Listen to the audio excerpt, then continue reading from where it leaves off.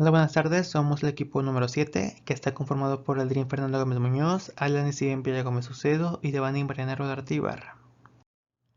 Y vamos a hablar sobre el proceso de elaboración del lápiz.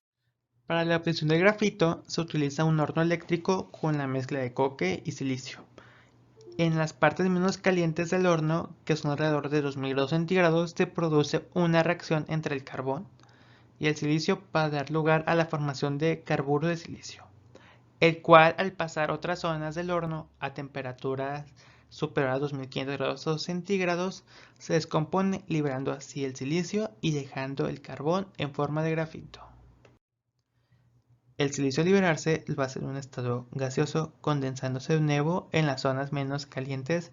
Allí se encuentra con el coque, con el que reacciona de nuevo para dar lugar a la formación de nuevas cantidades de carburo de silicio. El silicio se comporta en cierto modo como catalizador de la reacción de transformación del carbono de coque en grafito. Una vez que el grafito ya está listo, en un horno se pone con arcilla a temperatura de más de 1020 grados centígrados y se le agrega agua, lo cual deja como una mezcla en estado acuoso para dejarse de un reposo hasta que se seque. Ya aquí vemos que la arcilla contiene el óxido de aluminio, óxido de silicio y agua. El grafito es de carbono y ya en el horno se hace la reacción de combustión, dejando como residuo el vapor de agua con las partículas de los demás óxidos. Una vez que esto ya se puede manipular, se empieza a estirar a presión a una longitud de 10 metros cúbicos. Después se vuelve a secar a una temperatura de 120 grados centígrados para aún extraer el agua que contiene esta. Una vez que ya está listo, se vuelve a meter al horno unos 40 minutos a 1000 grados centígrados para darle dureza. La tala de árboles para la elaboración de tablillas. Los árboles se talan, se despojan de las ramas y para así ser llevados a la industria. Cada tronco que se corta a una medida de 2.63 metros para así tener mayor maleabilidad del tronco. Proceso de las tablillas. Para este punto, la madera pasa por diferentes máquinas para cortar la corteza del tronco y continúe con diferentes cortes para hacerse unas tablillas. Después de las tablillas se introducen una máquina llamadas autoclave, de ahí para endurecer la madera con mezcal de agua, cera, emulsificante, colorantes orgánicos y dejar que estos se adhieran a la tabla sin dejar residuos.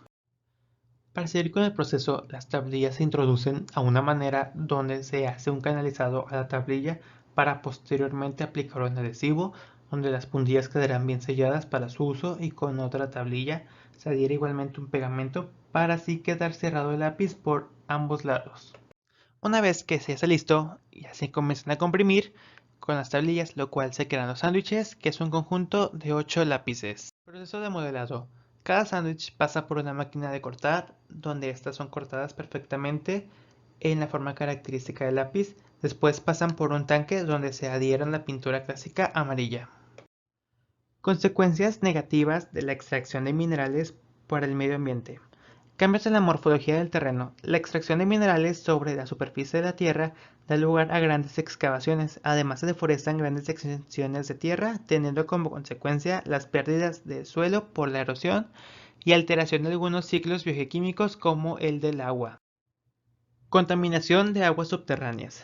Al momento de la extracción de la materia prima en las minas se utiliza un lavado para la extracción total de ellas y el agua que se queda contaminada con residuos orgánicos se filtra hacia los yacimientos de agua subterránea contaminándolos.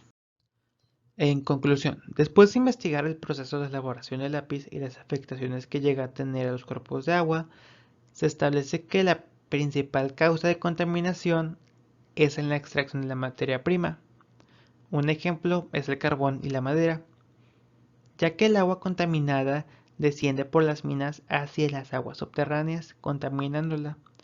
Asimismo, al utilizar sustancias químicas para la obtención de la madera en algunas talas de árboles, hace que desciendan por los subsuelos, pudiendo llegar a aguas subterráneas, ríos o lagos cercanos, haciendo que tengan más sales de lo que deberían, contaminándola sin llegar a decir que esta misma se puede llegar a evaporar.